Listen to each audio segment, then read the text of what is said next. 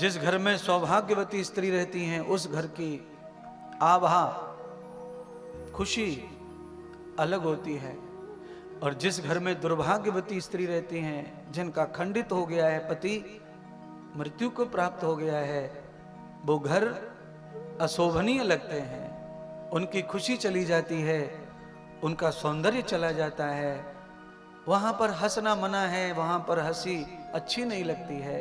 इसलिए सीता जी ने जो देखा कि सारी महिलाएं इस गांव में इस तरह की सजी हुई हैं, हमारे गांव में तो ऐसा नहीं है, हमारे गांव में तो अलग अलग प्रकार की महिलाएं हैं, यहां तो सब एक जैसी लग रही हैं। क्या कारण है राम? ए आर्यपुत्र, कहिए, कारण बताइए, और अब बेग करो, जल्दी करो, मुझे बताओ अयोध्या कब आएगा?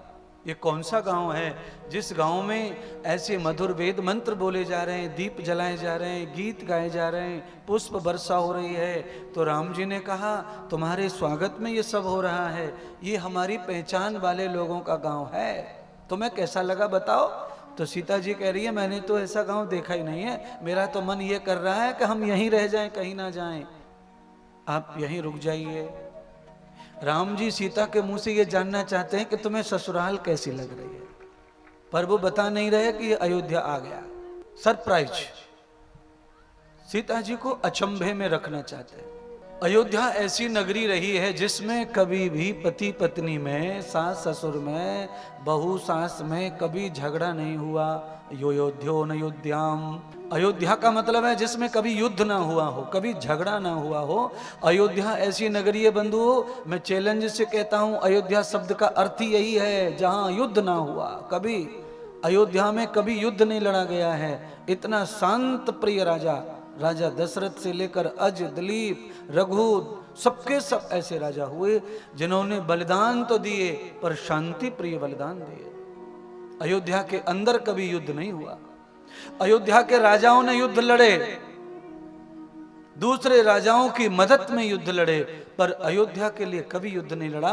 राम जी से, राम जी के पूर्वजों से, रघु से लेकर के बहुत सारे राजाओं से रावण ने युद्ध करने की कोशिश की, पर उनकी जो व्यवस्थाएं देख करके रावण बिना युद्ध के चुपचाप चला जाता था, युद्ध करने के लिए तैयारी करता था, पर उनकी जो व्यवस्थाएं देखता था कि वो किस तरह दुनिया को चलाते हैं, वो किस तरह क्या करते हैं। राजा रघु जो थे ना, राजा रघु के अंदर इतनी तपस्या थी, राजा रघु में इतना बल था कि राजा रघु अपनी वाणी से अगर जो कह दे वही गांव खत्म हो जाता था और वही नया गांव बस जाता था। उनकी वाणी में इतना तप था, रघुकुल रीत सदा चले आई, उनकी वाणी में वो तप था।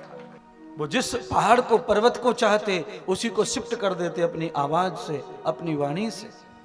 वाणी में तप हो तो आज भी ऐसा हो सकता है। कई घरों में एक आध बुजुर्ग की वाणी में इतनी दम है कि वो जो बोले घर में वही होता है। बड़े आदमी ने जो कह दिया कि यहां नहीं वहां बैठो, तो सब घर के लोग वहां बैठते हैं। वहां मत जाना, वहां जाना, सब लोग वहां नहीं जाते, वहीं जाते हैं जहां बाबा जी ने कहा, पिताजी ने कहा। ये भी रघुकुल जैसी वाणी का ही तप है। और ज्यादातर घरों में अब आप कुछ भी कहते रहो, किसी को कोई फर्क पड़ता नहीं है। इसका कारण तुम्हारा तप कमजोर हो गया, तुम्हारी संस्कृति कमजोर हो गई, तुम्हारा खुद का चरित्र, रहन और सहन तुम्हारा कमजोर हो गया। इसीलिए बच्चों के ऊपर तुम्हारा अब प्रताप नहीं पड़ता, तुम्हारा तप जब काम नहीं करता। बच्चे तुम्हारे अनर्गल हो चुके हैं, असत्य हो चुके हैं। राम कथा क्यों सुन रहे हम इसीलिए सुन रहे हैं कि हमें रघुकुल की कथा सुनने को मिल रही है।